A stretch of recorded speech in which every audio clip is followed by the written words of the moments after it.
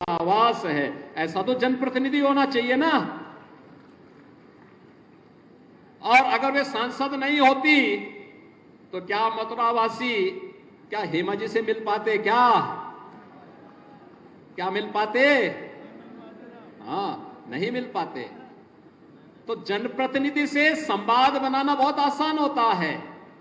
अगर वो केवल फिल्मों में ही काम करती तब तो कोई नहीं मिल पाता, सामान्य नागरिक नहीं मिल पाता उनसे। शनिवार को मुख्यमंत्री योगी आदित्यनाथ ने बीएन पोद्दार इंटर कॉलेज में जनसभा को संबोधित करते हुए कहा कि ब्रज क्षेत्र में आज 208 करोड़ रुपए की परियोजनाओं के शिलान्यास और लोकार्पण की बधाई देता हूं। 9 साल बेमिसाल और भारत हुआ खुशहाल। स्वतंत्र भारत के इतिहास में 9 वर्ष का ये कार्यकाल उपलब्धियों से भरा पड़ा है। उन्होंने कहा कि अमेरिका में प्रधानमंत्री मोदी के स्वागत के लिए वहां के सीनेट उतावले दिखाई दे रहे थे। ये है नए भारत की पहचान।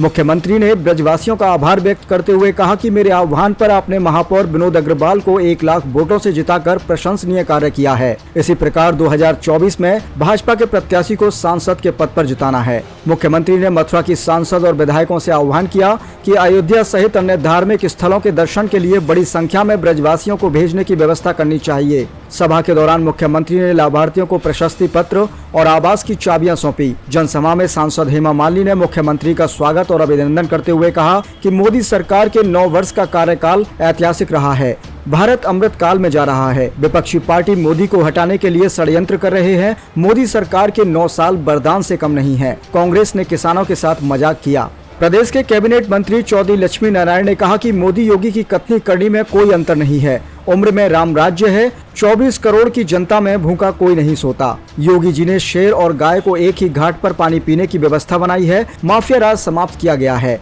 मथुरा के बारे में झूठ नहीं कहूंगा कि भगवान श्री कृष्ण के 5000 वर्ष बाद योगी जी ने भारत का विकास किया है। इसके बाद मुख्यमंत्री योगी आदित्यनाथ ने ब्रज तीर्थ विकास परिषद के कार्यालय का उद्घाटन किया, जिसमें उनके साथ सांसद हेमा मालिनी, प्रभारी मंत्री संदीप सिंह, कैबिनेट मंत्री लक्ष्मी नारायण चौधरी के अलावा जनपद से सभी विधायक मौजूद रहे।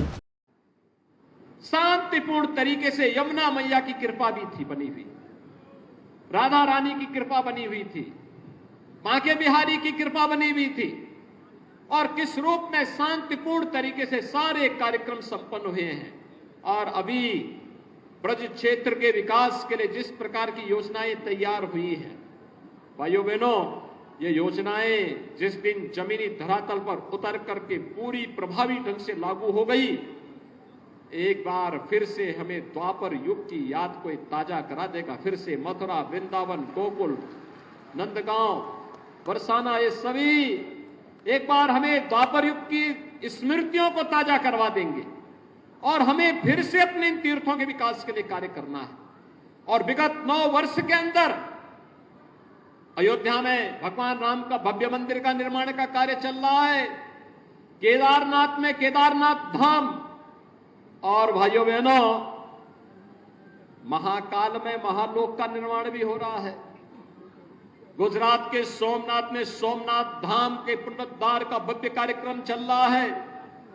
देश के अंदर अन्य अनेक क्षेत्रों में इस प्रकार के भव्य कार्यक्रम एक तरफ चल रहे हैं, वहीं इंफ्रास्ट्रक्चर डेवलपमेंट के कार्यक्रम भी किस युद्ध स्तर पर चल रहे हैं। Highway, railway, expressway, waterway, airport, ये सभी सुविधाएं बहुत शीघ्र हम लोग मथुरा वृंदावन के लिए हेलीकॉप्टर की सेवा प्रारंभ करने जा रहे हैं, जिससे लोग आसानी से आगरा से भी और नोएडा, ग्रेटर नोएडा से भी, दिल्ली से यहां जुड़ सके, लोग आ सके।